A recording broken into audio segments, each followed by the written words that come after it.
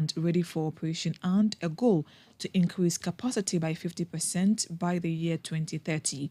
Speaking to Citi News, Gabriel Kumi stressed the need for a gradual phase-out of the old model rather than an immediate shift to minimize financial losses for LPG operators.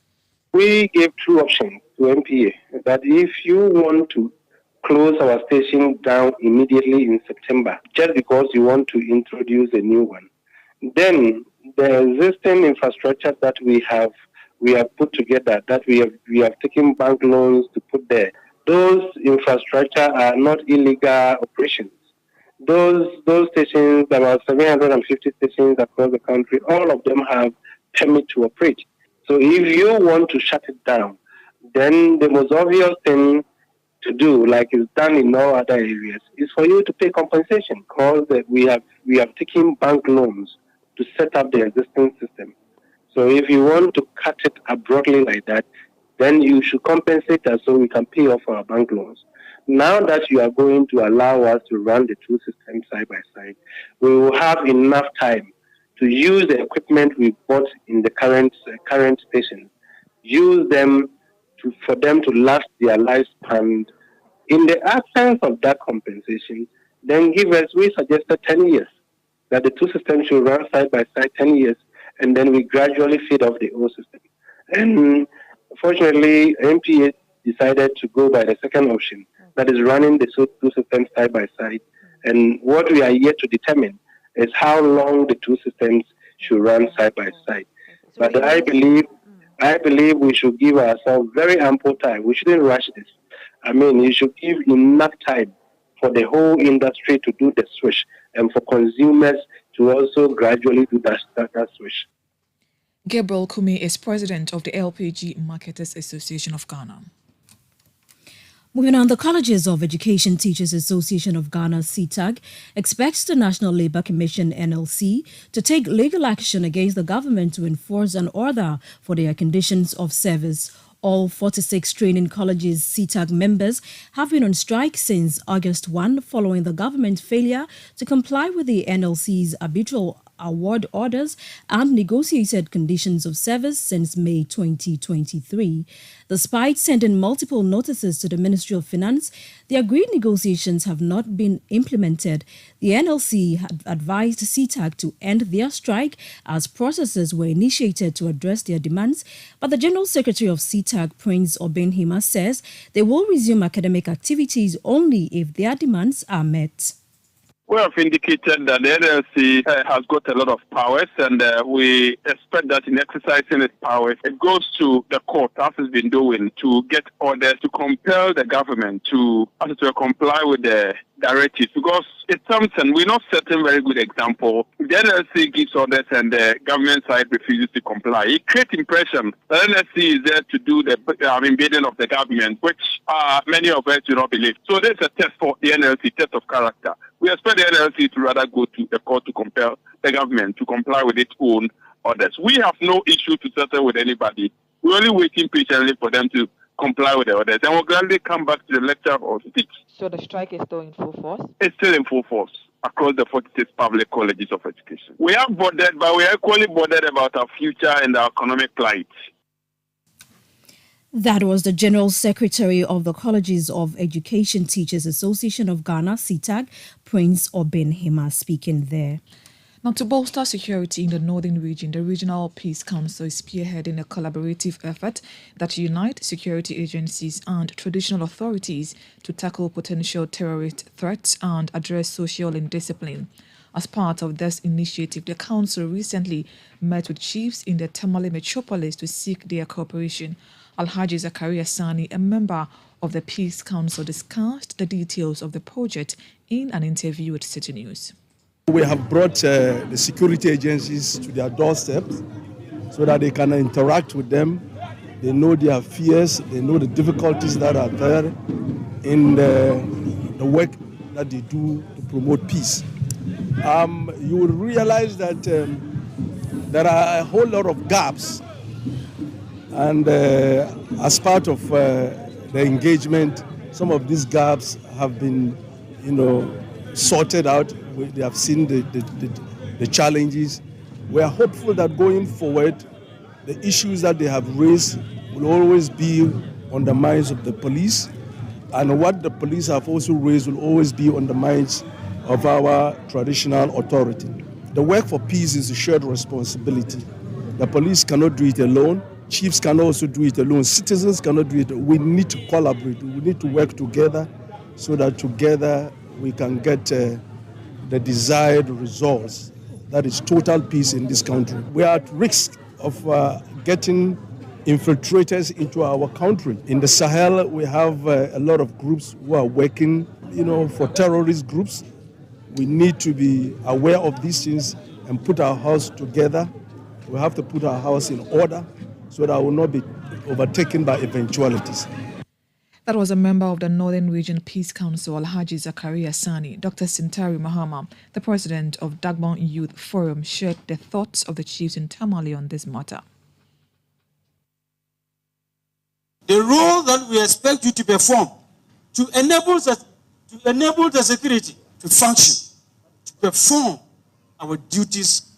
One of the key strategies that has been adopted is that each community has a task force, and those task forces are specifically ensuring that, number one, they get rid of drugs by identifying the dealers, and not only the users of the drugs. The users are the last chain in the supply chain, but the dealers, those who bring these drugs into the country. And it has been established that predominantly most of the dealers are foreigners as well, primarily people coming from neighboring countries. It has been established beyond reasonable doubt that the significant number of people involved in the drug dealing in northern region are people from neighboring countries. And so a decision was made to address it head on.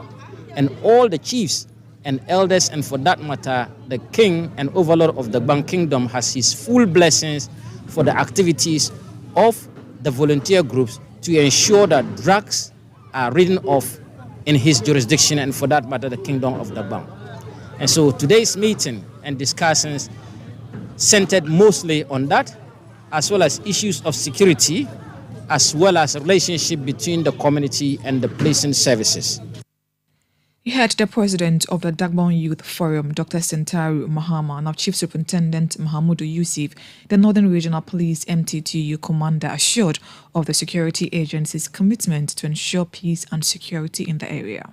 The role that we expect you to perform to enable the security to function, to perform our duties creditably, is by you volunteering information, useful information to the security, information that is timely. Don't wait till things get worse.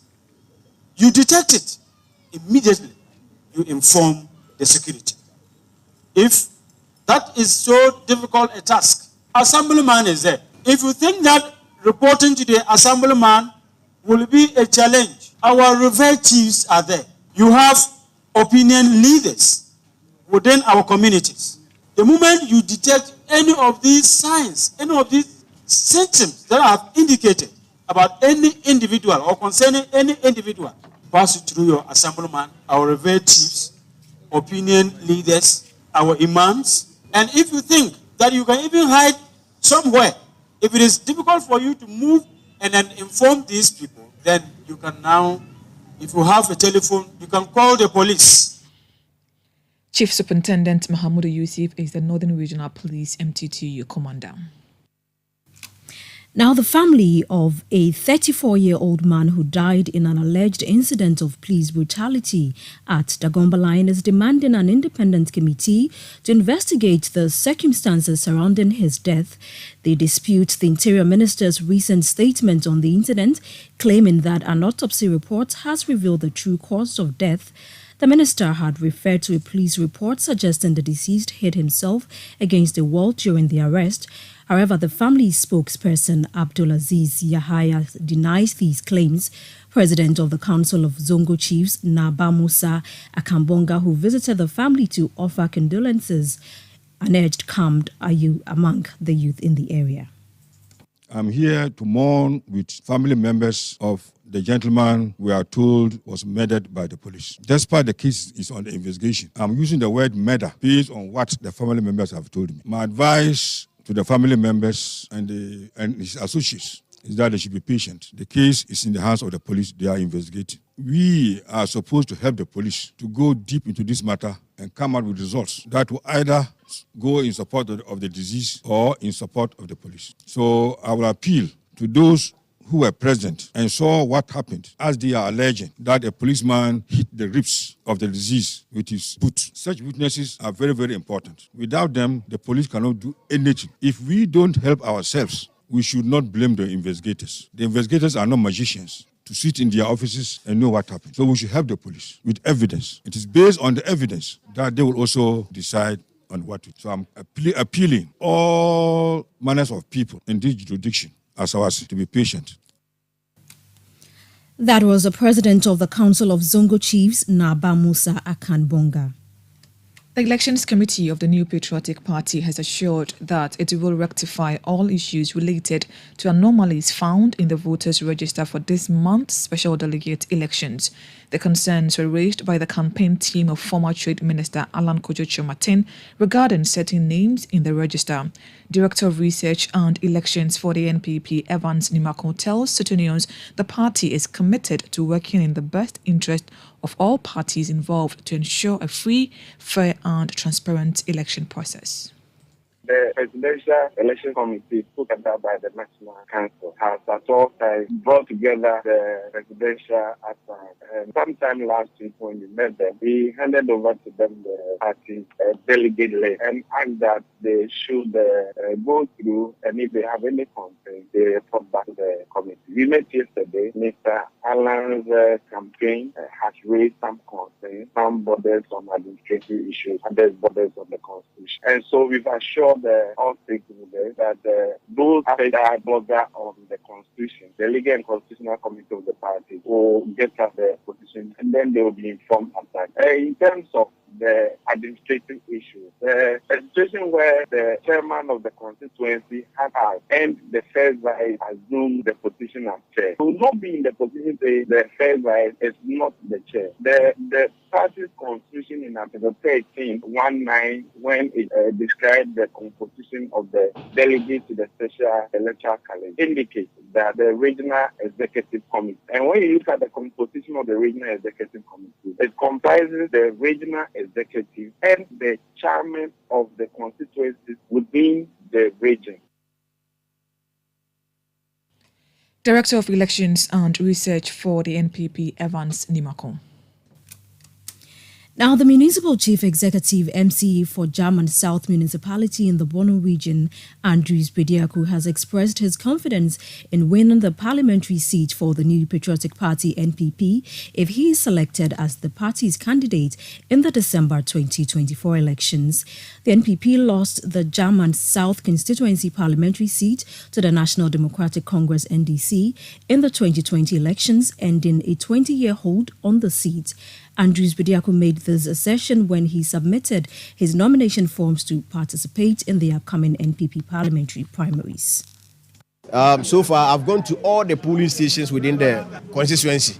I think I will have 731 delegates who are going to vote during the primaries, and I've engaged almost all of them.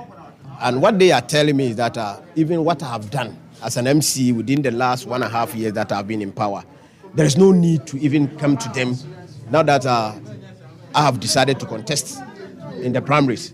Actually, most of them are the people behind my decision to contest for the primaries, because most of them, day in, day out, have been coming to me, some party people, some nananom, what I've done in their communities. They are urging me to contest, because the small one that the president, by the grace of God, gave to me as a municipal chief executive, their thinking is that if I get the ultimate, that is the member of parliament, definitely I can do a lot to help the constituency.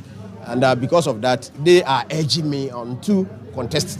So my chances are very bright, and by the grace of God, I know for sure that I'm going to win these primaries to represent the New Patriotic Party during the 2024 elections, and I'm going to win massively for us to have what we are supposed to get in the municipality as German people. The problem that occurred during the 2020 elections that made us lose the seat, we have done everything possible to unite the party, and that is currently what we are doing. Andrews Bediaku is the Municipal Chief Executive for German South Municipality in the Bono region. You're listening to the City Prime News on 97.3 Citi FM. My name is Nashika Caesar, here with Hawa Idrisu. Still to come, management of Bimbila Hospital in the Nanumba North Municipality worried over a sit-down strike by nurses due to the prolonged absence of water in the facility. Stay with us, we'll be right back. City Prime News at 12 midday. Update you on all the running stories and connects you to the newsmakers.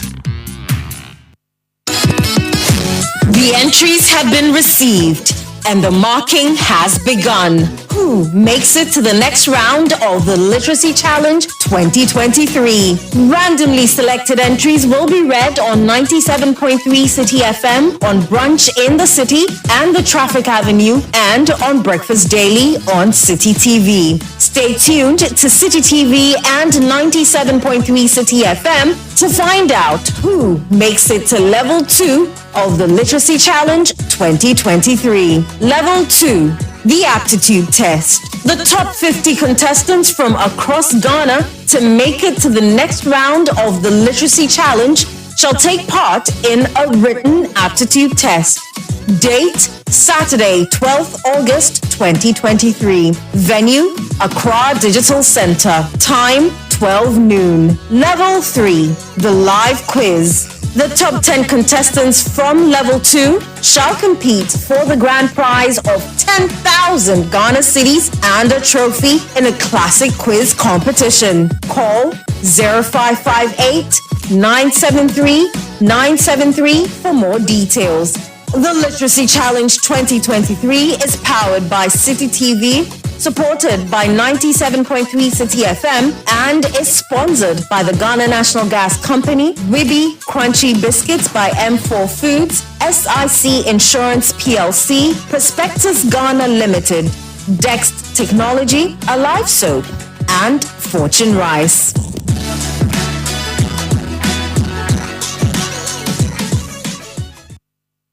Ajwapa, what's all this condom business? Oh, I've told her over and over again that she won't get pregnant, and she's still insisting. Oh, isn't she the same person who said we would not have sex till we go out for at least 2 years? For all this time? Oh, and she still can't trust me enough? Ama, when I try to do something small, no, condom this, condom that. So handsome man like me, she probably thinks I have HIV. Using a condom will protect you and your partner. Condoms are effective for protection against a wide spectrum of STIs and HIV infection. Don't take risks. Use a condom every time. Always come prepared. This advert is brought to you by the Ghana AIDS Commission.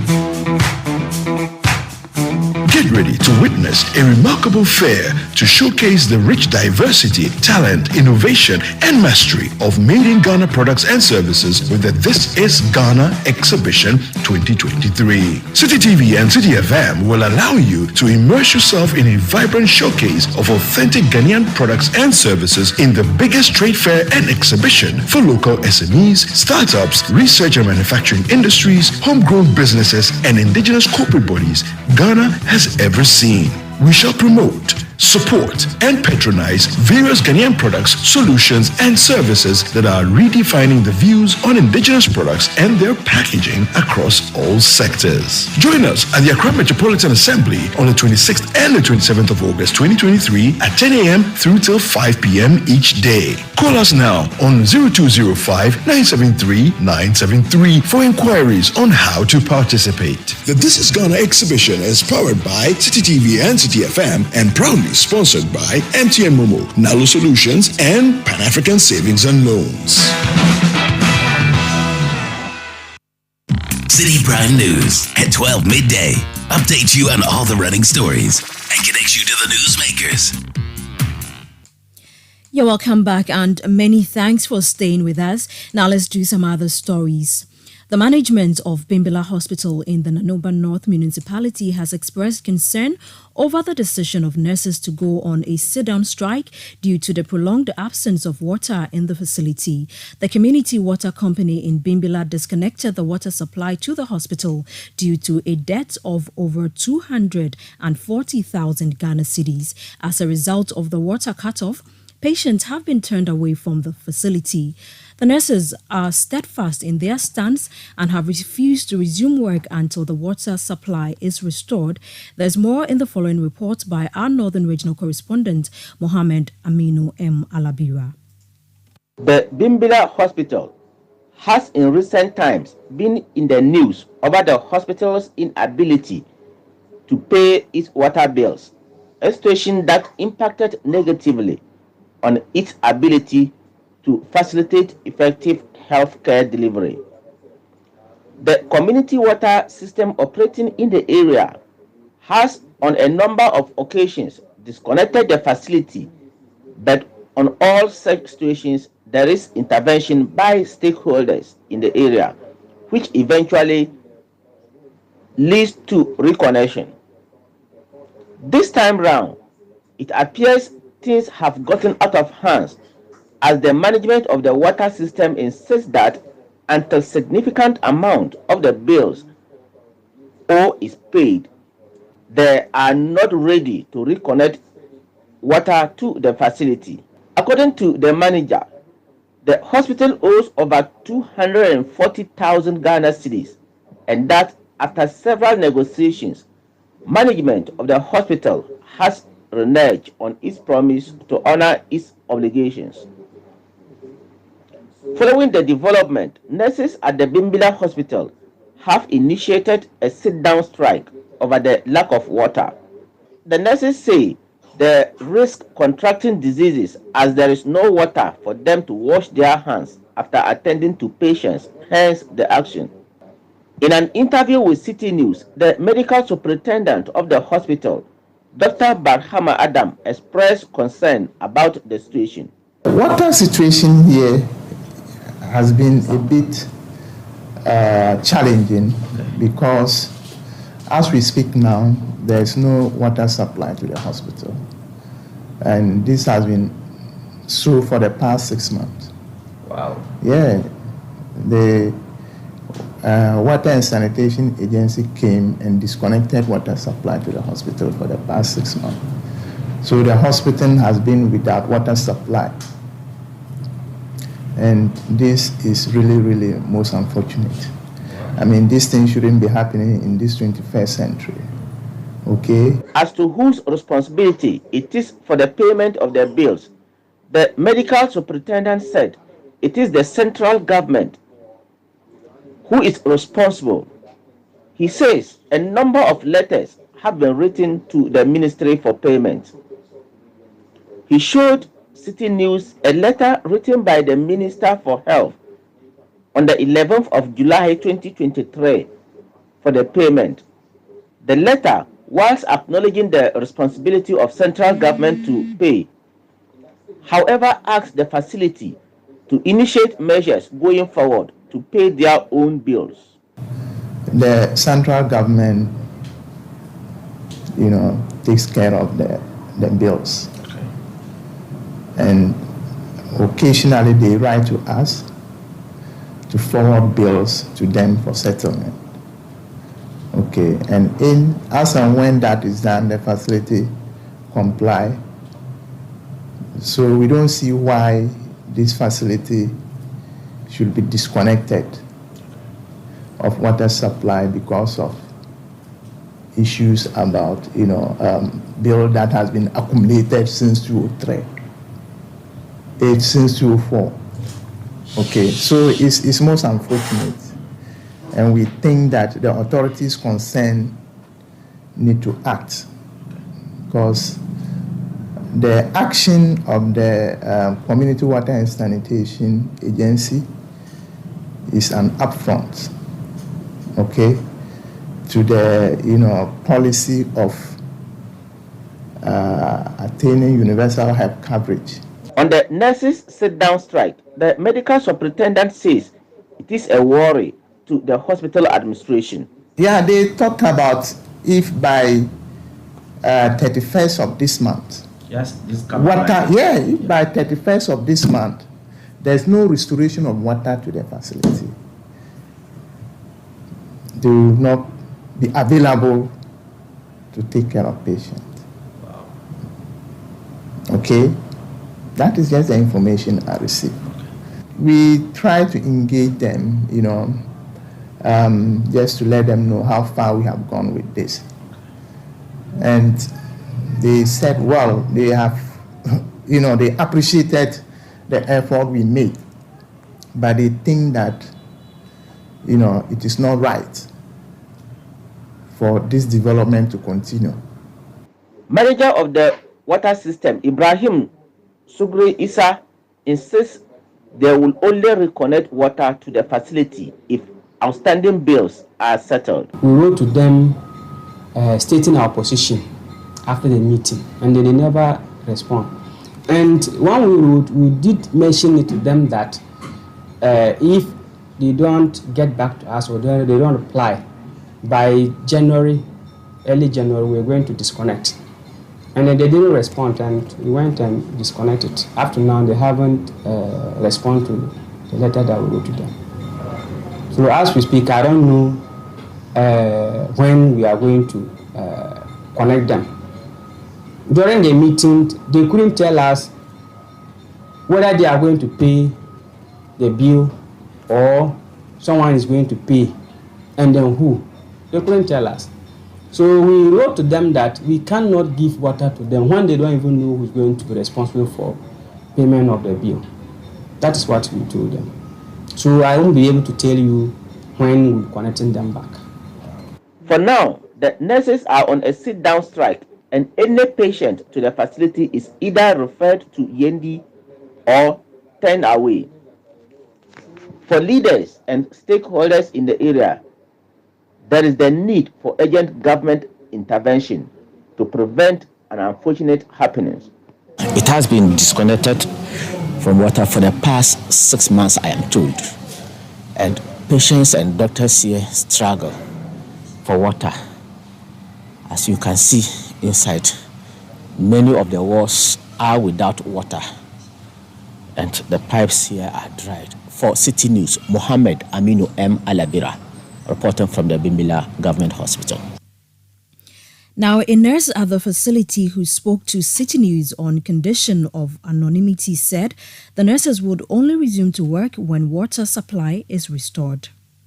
Emergency ward, that is very empty. And this is the first time I'm seeing something like this. And it is for no reason than our water problem, which has been there for about 6 months now. We have been improvising as nurses, we are taught to.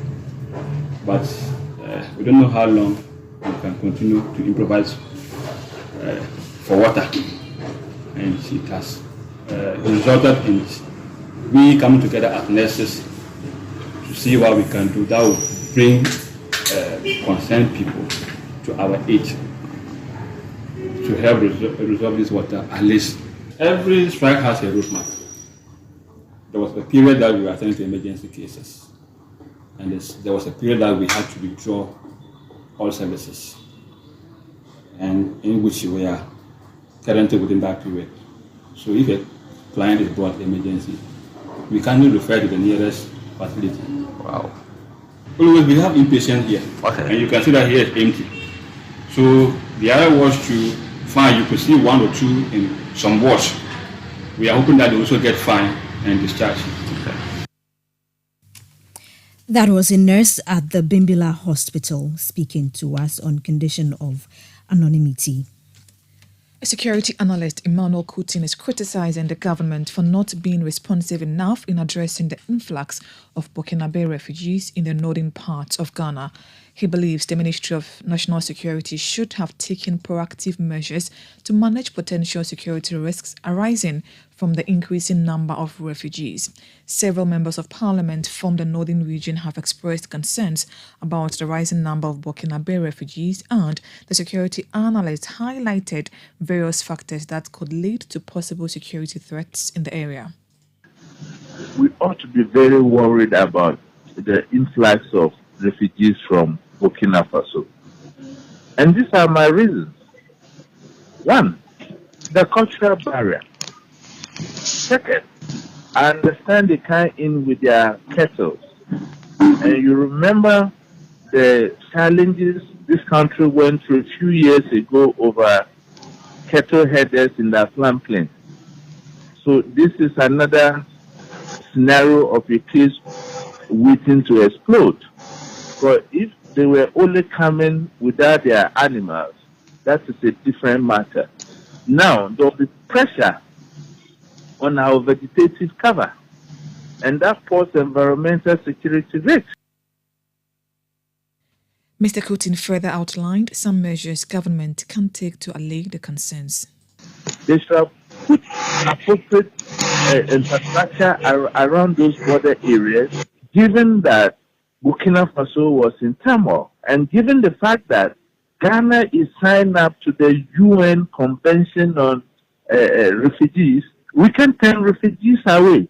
So the infrastructure I'm talking about is to do with they on top of their gains and be able to screen who is a refugee, who is not a refugee. Because those infrastructures were not in place, that is why it opened the floodgates for people, all manners of people, to cross into Ghana, and even with their cattle.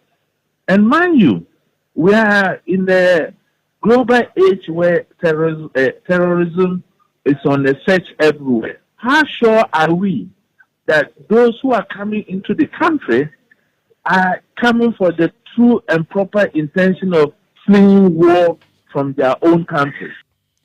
That was security analyst Emmanuel Coutin. Meanwhile, the Ghana Refugee Board believes that its role in supervising the stay of refugees in the country could curtail possible security threat. The executive secretary of the Ghana Refugee Board, Tete Paddy, spoke to Citi News. No security situation, no refugee situation, none of the precautions we take are foolproof. Even though we do all we can to identify them at the point of registration, we don't register them unless we have security clearance from the appropriate security agencies. We also take their biometrics. We do an iris scan. We take their fingerprints, but no security system, no precaution is foolproof. And so it's important that the slogan that National Security has put out, if you see something, say something. Everybody should be on the lookout. We should all be responsible for our security, our safety, and say something when we see something. This is what will help all of us to protect ourselves and to protect our country. That was the Executive Secretary of the Ghana Refugee Board, Tete Paddy. You're still listening to the Citi Prime News on 97.3 Citi FM. Still ahead, National Democratic Congress NDC clears some 10 constituencies in the Eastern Ashanti and Ahafo regions to hold their parliamentary primaries. We'll be right back with more. Do stay with us. Citi Prime News at 12 midday. Update you on all the running stories and connects you to the newsmakers. The much-awaited Premier League season is here. Citi FM and TalkSport invite you to the launch of the 2023-2024 English Premier League season and hangout.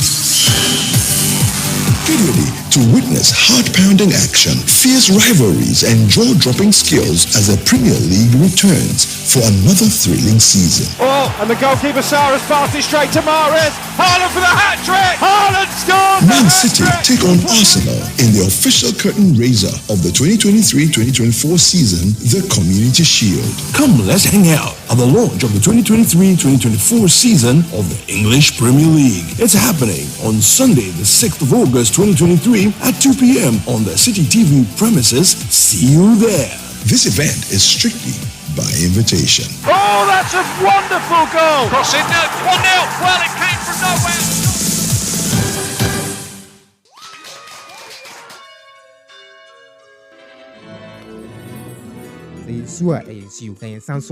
Happy birthday to you. Ashes to ashes, dust to dust. Throughout all life-changing moments such as graduations, weddings, funerals, birthdays, ATL is there to ensure you're never out of style. When you think fabric, think ATL. Log on to atlfabrics.com. Order and buy your favorite ATL fabric. You can also visit our shop at number 40 Kwame Nkrumah Avenue, opposite the Swansea Shopping Arcade at Accra Central. Also available in leading fabric dealer shops in Accra, Kumasi, and Cape Coast. ATL, bringing fabric to life. They say death comes quickly after retirement. I think the pressures people go through after retirement make them think this way. Though I worked as a private consultant, I still plan for my retirement with SNIT. It's been 20 years and I always receive my monthly pension. My wife, a lawyer, did the same. Today, we don't depend on our children for support. Financial support from loved ones in your old age is a blessing, but you should not rely solely on them. Whether you're a fashion designer, an online entrepreneur, a lawyer, or a business owner, today, life is good, but tomorrow may be different. Register with SNIT and sign up for SEED for old age pension, invalidity pension, and survivor's lump sum benefit for your nominated dependents. Take control of your future. Ayo Dacho, Fano Pass now. Dial *711*9# to pay your contributions. Contact SNIT on 0302 611 622 or on socials at SNIT Ghana. SNIT, we deliver on our promise. T's and C's apply. SSNIT. City Prime News at 12 midday. Update you on all the running stories and connect you to the newsmakers. You're welcome back. Now, the Minister of Tourism, Arts and Culture, Dr. Mohammed Ibrahim Awal, has urged the board, management and directors of the Center for National Culture to modernize their operations and run the center as a business.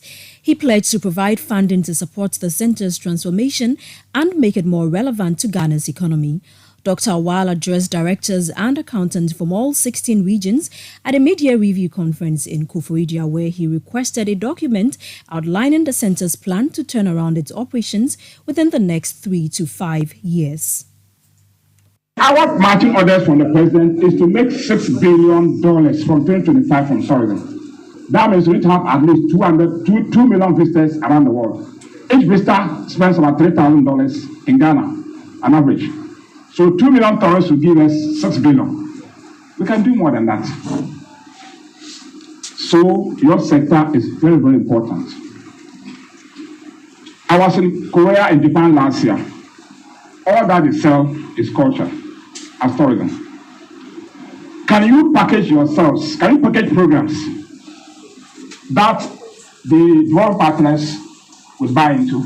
We have all the contacts with development partners. Just give me some proposals and I'll get the funding for you. All I'll do the same thing 65 years. School children weather attack. I don't see that culture. We have 54 missions in this country. Every week there's a mission. They have their national days. I don't see culture. I'm just giving clues. I have a lot of clues, but I won't give it to you. You will finish and bring it. Honestly, there are important events. I don't see culture. You have to modernize culture, make yourself relevant to Ghana's national development. Otherwise, you become extinct. We are competing for resources. The resources are not just there, they are limited. We therefore spend money on what we think would bring more money. If I put 1 city, you are need to get 5 cities back. Let's run these things as business without diluting our culture. Let's run Commission on Culture and all the Center on Culture as business. That was the Minister of Tourism, Arts and Culture, Dr. Mohammed Ibrahim Awal. The newly appointed Executive Director of the Center for National Culture, Nana Utuo Owahene, pledged to work closely with all stakeholders to ensure the center operates efficiently. This is one of the means of ensuring effective management of the centers and their resources, both human and material, and to ensure accountability and transparency towards achieving the desired goals of the Commission on Culture. The theme for this meeting is towards effective operations of the Centers for National Culture, the role of partnerships and collaborations. Ladies and gentlemen, this theme was carefully chosen to lead us to deliberate on how best we can leverage on the strength and opportunities among key stakeholder organizations, both in Ghana and beyond, In this era of limited resources of operations of the Commission and its centers, one of the main sources of strength is the support we can derive from partnerships and collaborations. I am therefore happy that we have the CEOs around and heads of some sister institutions here who will share on how we can maximize the benefits of these partnerships and collaborations that we can bring together. You heard the new Executive Director of the Center for National Culture, Nana Otu-Owahini. Director of Policy and Advocacy with CDD Ghana, Dr. Kojo Asante, is warning of more citizens' agitations in demand for development in their communities. His comment comes on the back of recent surge in demonstrations and picketing by citizens to get government to act on their concerns. There is more in the following report by Daniel Sakiti and read to you by Kweku Ejiama Ansa. Ghana in recent months has witnessed protests by residents of communities across the country in demand for various forms of development. Central to these protests has been the issue of deplorable road network. Thousands of residents of Teshi, for instance, took to the streets on May 30 this year to protest the bad nature of their roads. The chiefs and people of Nyankrom, Abuesi, and Shama in the Shama district of the Western region also staged a demonstration on Monday, July 3, equally demanding better roads. The agitated demonstrators blocked the main entrance roads to Nyankrom and Shama, causing traffic congestion and inconvenience to workers. Almost 8 years now, nothing, absolutely nothing has been done on our roads. They said year of roads, 2020, 2021, 2022. We didn't express anything. In less than a week, residents of Adukwe near Dumpase in the Danson North district of the Ashanti region staged a protest over poor roads. These galleries and potholes result in a miserable and befalling situation for the travelers. While these protests have been going on intermittently, another group that has been mounting pressure on the government is the Pensioner Bondholders Forum. The group, led by Dr. Edouana Nientri, has intermittently been picketing at the Finance Ministry to demand the payment of their coupons from government whenever it fails to do so. 4 more has become due. We waited Monday, we didn't see any signs. We waited Tuesday, we didn't see any signs. We waited Wednesday, we didn't see any signs. And then we have to be here because that's what we have said. The latest to join this alternative method of registering their displeasure is the National Food Supplies Association. The group commenced picketing at the premises of the National Food Buffer Stock Company on Tuesday, July 4 this year, to demand the payment of arrears owed members. So that's why we are here. We are not living here until we get our money. One thing which is clear amidst the recent trend of protest and picketing is that results have been achieved as the government, through its representatives, has either commenced works on the deplorable roads or has an agreed timeline with stakeholders for their concerns to be addressed. Government has heard our voice and work has progressed on the road. These roads are all going to be asphalted. Amidst the recent development, Director of Policy and Advocacy with CDD Ghana, Dr. Kojo Asante, in a City News interview, indicated that recent economic challenges have affected government's ability to fulfill its obligations. He added that government must develop a blueprint for dealing with the economic challenges and evenly spread development in the country while effectively communicating its position to citizens.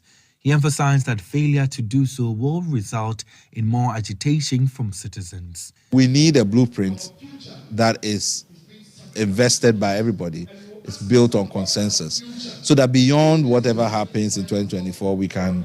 Because if whatever you're going to do beyond 2024, you have to start building the foundations now. And I don't think we've done that because the approach is that, well, it's almost like a siege mentality. You know, we're going to show everybody that we'll do it. But this is not, it's not about being macho or, you know, showing somebody anything. the consequences of our economic crisis is going to impact the students that are here. You can hear them. A lot of students, if you start school, you're asking yourself, am I going to get any job when I'm done? So there's a lot of anxiety in the system, and we have to find a way to try and sort of manage that anxiety. Otherwise, you'll get more agitation. But can the recent increase in demonstrations and picketing have dire security implications for the country? Security analyst Emmanuel Kuting has been sharing insights on the matter, stressing that government must address the concerns of citizens. How could pensioners be sacrificing when the political elites are not sacrificing? So to me, it is a discontent between the reality and what we are practicing as a democracy. To me, I see our democracy as merely going to the electoral box every 4 years and electing leaders. And if care is not taken, this thing can explode one day on us. For political marketing strategist with the University of Ghana Business School, Dr. Stephen Mahama Brima, the government must be proactive in dealing with the challenges confronting the country. He warns that it is dangerous for government to have citizens accustomed to using demonstrations, among other ways, to press home their demand. For me, it's like government is reneging on its responsibility to the citizens, and that's why it's bringing the citizens out to the street. But I know that the government side also tell you that they are doing A, B, C, D, and they are constrained by X, Y, Z. And so for that matter, that's why they are not doing what people think they are doing, but they are doing their best. But when government acts swiftly too, it brings two things into mind. It either means they really did not prioritize, but they have the means, or they just want to satisfy them and let them keep quiet. The danger is that the citizens begin to know that when we need something, we need to get out to the streets and we get it. And that's not a good idea to present to the citizens. That anytime you need something, get to the street and get it.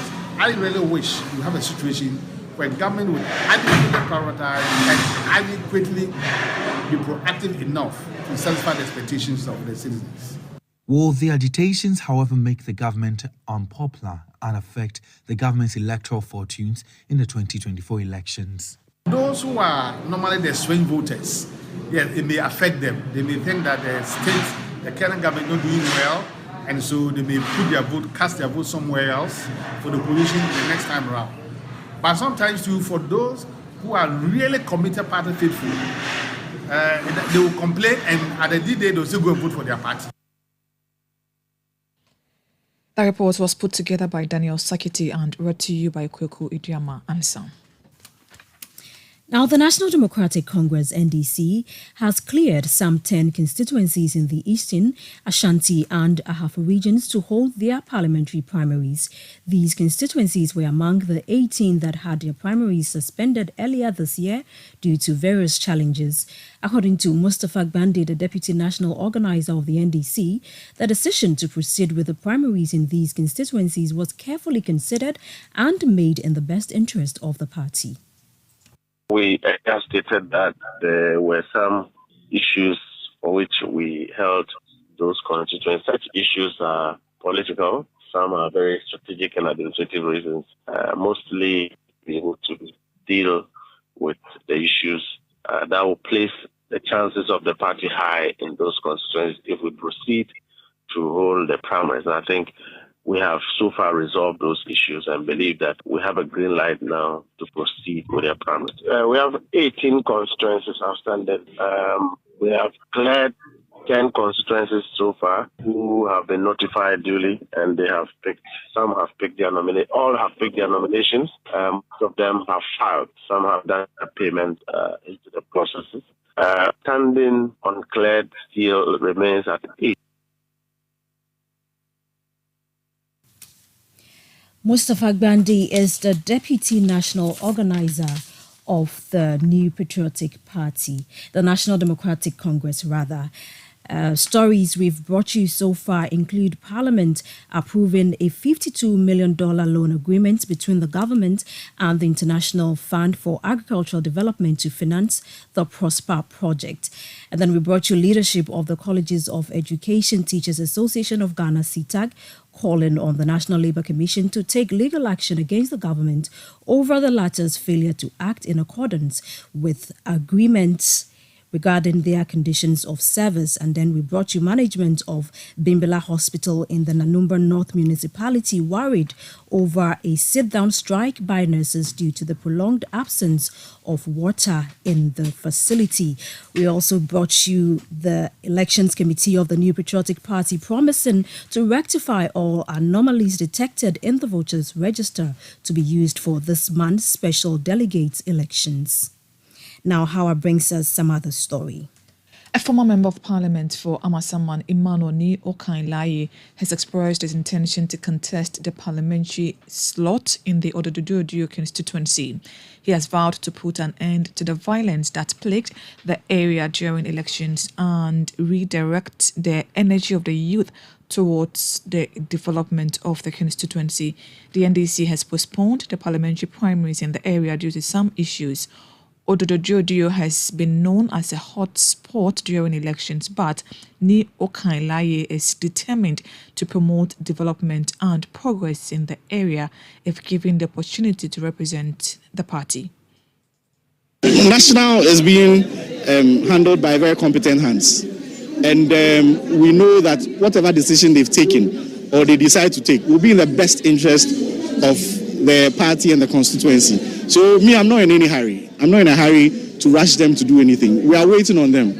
At the end of the day, the grounds will speak. And the most important thing is to be able to engage with the delegates and sell your message to them.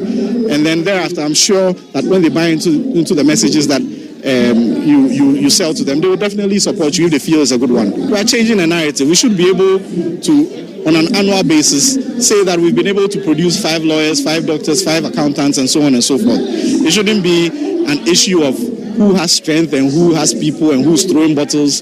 That should be a thing of the past. I mean, politics it exists to be able to advance the development of people, basically. So if you are not able to help them develop and you are come to encourage them to fight, then you are not a good leader. In the event, the very likely event that I win, and when the MPP candidate also emerges, I'll call a meeting. We don't need to fight. We have to share ideas. So it's a matter of, being able to implement those ideas that we share. We don't need to fight. What are we fighting for? That was a former member of parliament for Amasaman and Odododio NDC parliamentary hopeful Emmanuel Ni Okainlaye. And that's it for the City Prime News, which came to you live from our studios at number 11, Dr. Martin Loop in Adabraka, Accra. We were also live in the Western region on Adrimpa 100.7 FM in Takwa and Beach 105.5 FM in Takoradi. In the Bono region, we were listening to us on Greener FM 95.9 in Sunyan. In the Ashanti region, we were live on Focus 94.3 FM in Kumasi and Orange 107.9 FM in Kumasi. In the Volta region, we came to you live on Revival 99.3 FM in Tajiwu and VOV Radio 95.7 in Hohoi. And in the Northern region, we're live on Radio Bimbila 91.9 FM.